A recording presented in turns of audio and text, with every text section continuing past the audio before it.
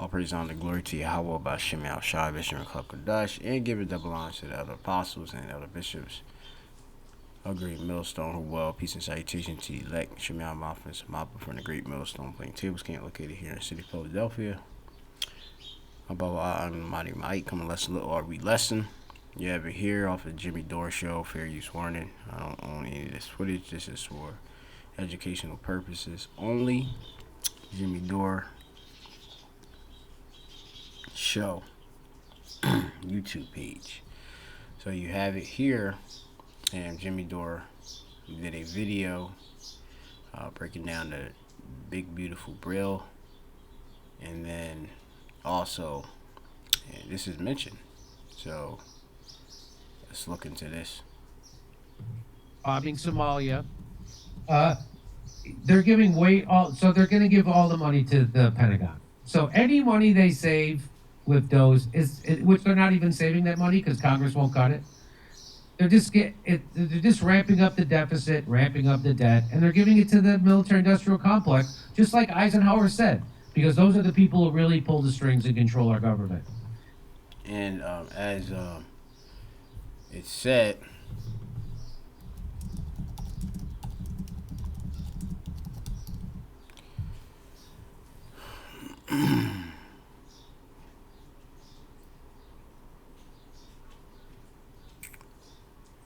it said all wars are banker wars, right? Which hey, they even got looks like movies or documentaries, right? It says here bankers as war profiteers. Banks have always profited from war because the debt created by them results in ongoing profit.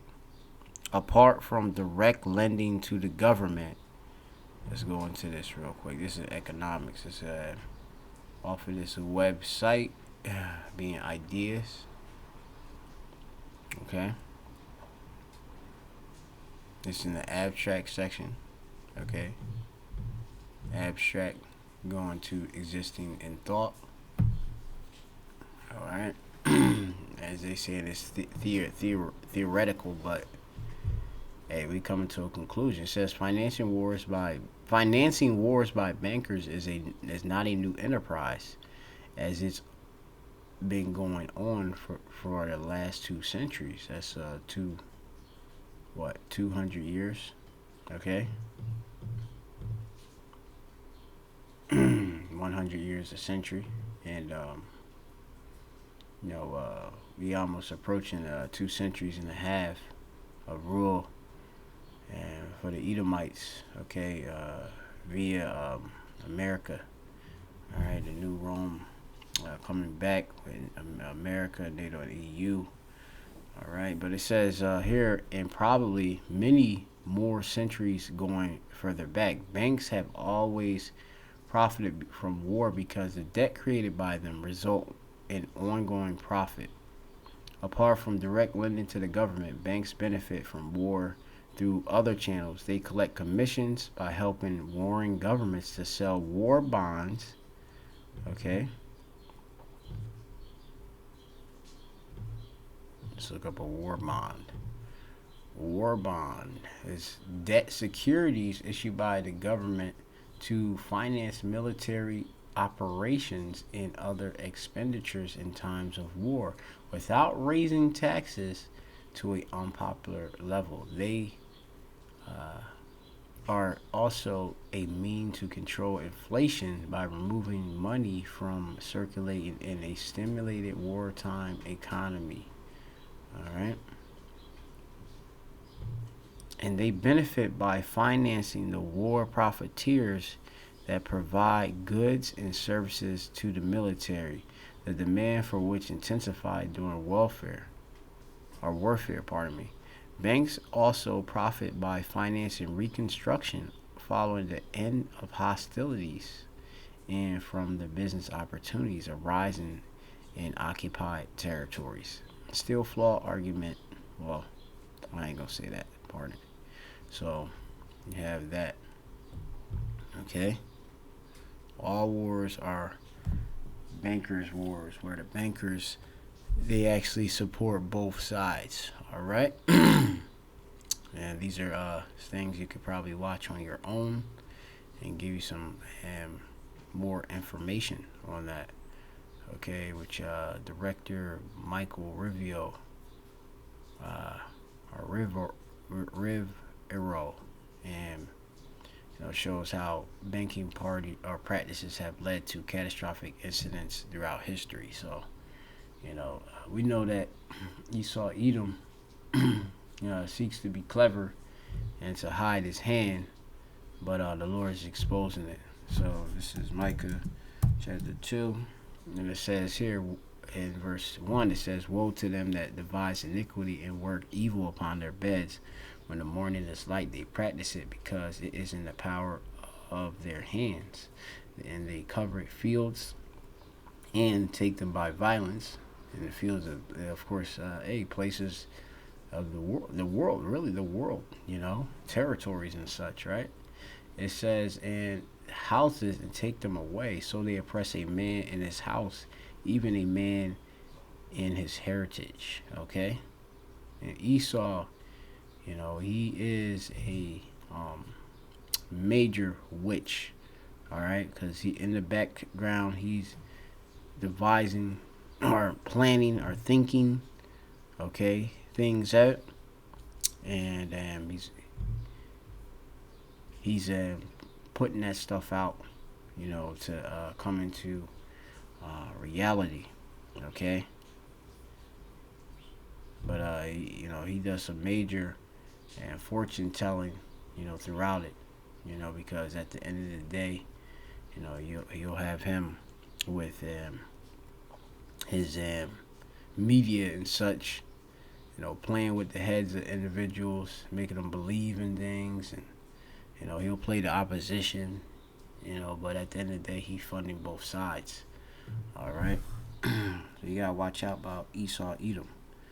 The scriptures do warn us about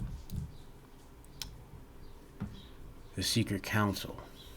All right, so this is Psalm 64:2. It says, "Hide me from the secret counsel of the wicked." So there is a breathing together, all right, of the wicked, all right, from the insurrection of the workers of iniquity, all right, the Edomites, all right, they're workers of iniquity, all right. It says here in verse 5, it says, "They encourage themselves in an evil manner. They commune of laying snares privily. They say, who shall see them?" So, where you have a shadow government, and you have a council of bankers that's really controlling those that are, as what people see as the talking heads in power. Okay? And they got nothing. Everything just goes to war. And Esau, remember, if it says in Genesis, the 27th chapter and the 40th verse, that Esau would live by the sword. This is Genesis 27:40. "And by thy sword shalt thou live, and shalt serve thy brother, and when it shall come to pass, when thou shalt have dominion, thou shalt break his yoke from off thy neck."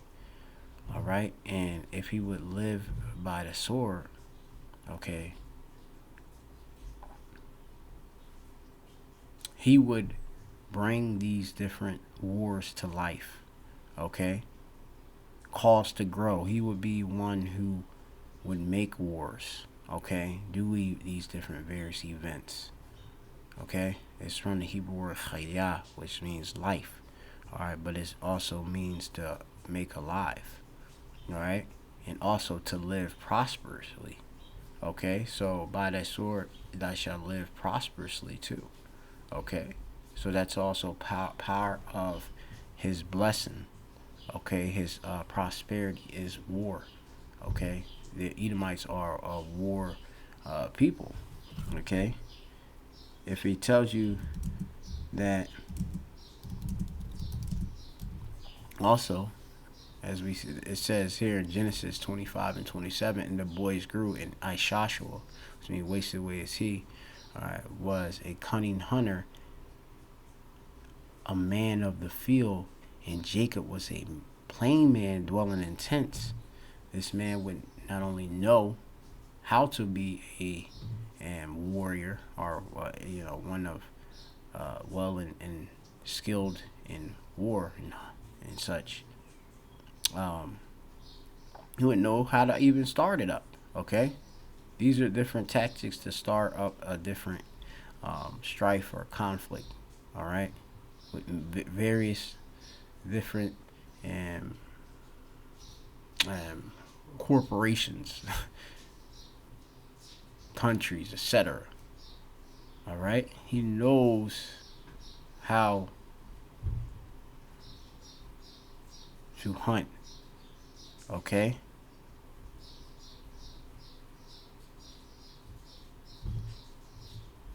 hunter, Taza Yud, hunting game. Okay, because he said he coveted fields, and this is a man of the field. All right, so I pretty much for the most part done. Hey, and his blessing was the source. I mean, like, so when we go to the War of all wars, is World War III. Like, we see how this man would, go obviously with his political system and pass the funding so that he can fund, really his enterprise. So as of May 2025, the U.S. national debt is approximately 36.2 trillion, with the debt held by the public at around 26 trillion, or roughly 98% of GDP. The House reckons this bill, passed in April, is projected to significantly increase the national debt. According to so we already did this. It's going to increase it. We already told Israel. So again, it says here more money for the Pentagon, which is your um, war military here and such in Babylon. It says Trump's golden dome. There's also nearly 150 billion in new money for the Defense Department and national security. Right? It will provide 25 billion for Trump's golden dome for America, a long envisioned missile defense shield. Gaza war.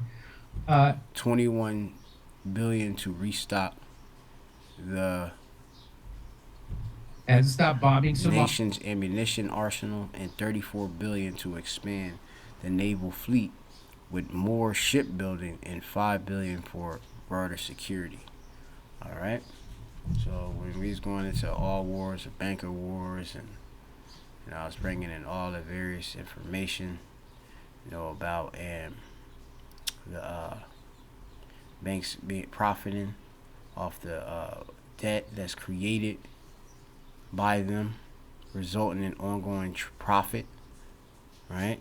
And how, apart from direct lending to the government, banks benefit from war through other channels. They collect commissions by helping warring governments to sell war bonds, and they benefit by financing the war profiteers that provide goods and services to the military. Okay? You have various different companies that sell their different munitions to the governments. Okay, the demand for which intensifies during warfare. Okay, so this is nothing but a big business opportunity. Okay, to build and to defend and to and strengthen. But we know this all gonna go, because the Golden Dome is not gonna work against the nuclear missiles that's here to destroy Babylon the Great. All right, shot off by countries such as Russia and China, North Korea, Iran, and different other nations. Okay, so this is Jeremiah chapter 51 and 1. It says, "The Lord, thus said the Lord Yahweh, behold, I will raise against Babylon or America, and against them that dwell in the midst of them, that raise up against me a destroying wind." Alright? This will me that nuclear destruction, man. And will destroy, and will send into Babylon fanners that shall fan her and shall empty her land. These missiles and such, right? You know, you add oxygen to a fire and make it worse. Okay, these missiles with the warheads that have the destructive power is going to empty the land of Babylon the Great, America, and there's no golden dome that's going to stop that, despite the fact that they're adding money, okay, to finance this defense plot, okay, but it's flawed. For in the day of trouble they shall be against her round about, okay, which we're entering that ultimate day of trouble, right? Against him that bendeth, let the archer bend his bow. These are the various countries that have these different missiles, all right? Says, so against him that bendeth, let the archer bend his bow, okay? And him that lifted up himself in his brigantine, and spare ye not her young men, destroy ye utterly all her hosts, okay, all the army, okay.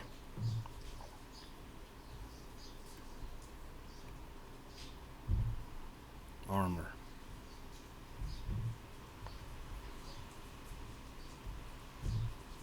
It says, thus the slain shall fall in the land of the Chaldeans, and they that are thrust through in her streets. Okay, so this place is through, man. Okay, so we could keep going, but we'll make this short and to the point. Shalom to the elect.